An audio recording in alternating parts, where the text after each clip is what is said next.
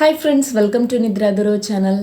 பீச்சுன்னு சொன்னாலே நிறைய பேருக்கு ஞாபகத்துக்கு வர்றது பட்டாணி மசாலா தாங்க. அதுவும் பீச்சில் கிடைக்கிற டேஸ்ட்டில் வீட்டிலையே சூப்பராக எப்படி பண்ணுறதுன்னு பார்த்துடலாமா?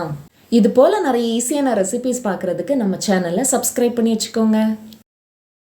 பட்டாணி மசாலா பண்ணுறதுக்கு 1 கப் அளவுக்கு பட்டாணி எடுத்திருக்கேங்க. இதை ஒரு வாட்டி கழுவி எடுத்துட்டு 8 மணி நேரத்துக்கு ஊற வச்சு எடுத்துக்கலாம். பட்டாணி இந்த அளவுக்கு நல்லா ஊறி வந்திருக்கணும். இப்போ ஊற வச்சு எடுத்த பட்டாணியை குக்கரில் சேர்த்துக்கலாங்க. பட்டாணி மூழ்கிற அளவுக்கு இதோட தண்ணி சேர்த்துக்கலாம். கூடவே பட்டாணிக்கு தேவையான உப்பையும் சேர்த்துட்டு குக்கரை மூடி போட்டுட்டு 4 விசில் வச்சு எடுத்துக்கலாம். பட்டாணியை நல்லா வேக வச்சு எடுத்துடணுங்க. நல்ல மாவு மாதிரி வெந்து வந்துடணும். பட்டாணி வெந்து வர நேரத்தில் இதுக்கு தேவையான மசாலாவை நம்ம ரெடி பண்ணிக்கலாம். பெரிய சைஸ் பல்லாரியில் ஒரு பல்லாரியை இந்த மாதிரி ரஃப்பாக கட் பண்ணி மிக்சி ஜாரில் சேர்த்துக்கலாங்க.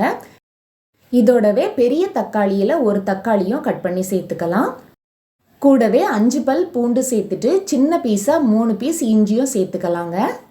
இதோடவே கொஞ்சமாக மல்லி இலையும் சேர்த்துட்டு ஒரு பச்சை மிளகாவும் சேர்த்துக்கோங்க. பச்சை மிளகா சேர்க்குறத நான் வீடியோ எடுக்க மறந்துட்டேங்க. ஒரு பச்சை மிளகா காரத்துக்காக சேர்த்துக்கோங்க.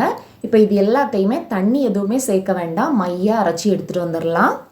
இப்போ அரைச்சி எடுத்த பேஸ்ட் அப்படியே இருக்கட்டும். இப்போ ஸ்டவ் ஆன் பண்ணிவிட்டு பாத்திரத்தில் 1.5 டேபிள் ஸ்பூன் அளவுக்கு எண்ணெய் சேர்த்துக்கலாம். எண்ணெய் சூடானதும் நம்ம அரைச்சி வச்சுருந்த பேஸ்ட்டை இதோட சேர்த்துக்கலாங்க. இந்த மசாலாவோட பச்சை வாசனை போகணும். இந்த எண்ணெயிலேயே மசாலா பச்சை வாசனை போகிற வரைக்கும் நல்லா வதக்கி எடுத்துக்கணுங்க.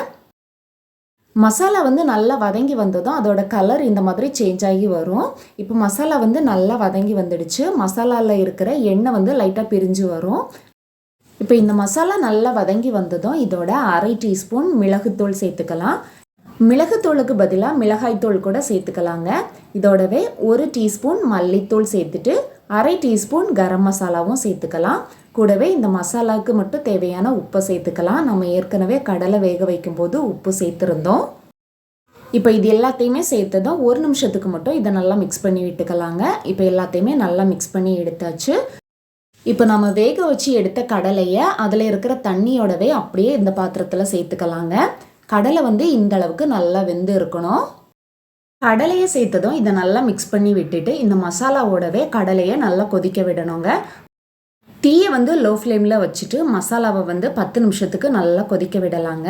இதோடவே 1/2 கப் அளவுக்கு தண்ணியும் சேர்த்துக்கலாம். மசாலா நல்லா கொதி இது கொஞ்சம் கெட்டியாக வரணுங்க. அந்த அளவுக்கு இதை நல்லா கொதிக்க விட்டுக்கலாம். இப்போ மசால் நல்லா கொதி 10 நிமிஷம் ஆயிடுச்சு. இந்த அளவுக்கு கெட்டியாக வந்தால் போதும். இப்போ நம்ம ஸ்டவ்வை ஆஃப் பண்ணிடலாம். இந்த பட்டாணி மசாலாவோடவே நான் கொஞ்சமாக துருவன கேரட், மல்லி இலை, பொடியாக கட் பண்ண பல்லாரி, ஃப்ரை பண்ணி எடுத்த கார்ன்ஃப்ளெக்ஸ் இவ்வளோ சேர்த்துருக்கேன். உங்களுக்கு விருப்பமாக இருந்ததுன்னா பானிபூரியை ஃப்ரை பண்ணி கூட ஒடிச்சு சேர்த்துக்கலாம். அதோடவே ஓமப்பொடியும் சேர்த்துக்கலாம். உங்களோட விருப்பம் தான். இந்த மாதிரி பட்டாணி மசாலா செய்து சாப்பிட்டு பாருங்கள், அட்டகாசமாக இருக்குங்க. வீடியோ பிடிச்சிருந்தா லைக் பண்ணுங்கள், ஷேர் பண்ணுங்கள். தேங்க்ஸ் ஃபார் வாட்சிங்.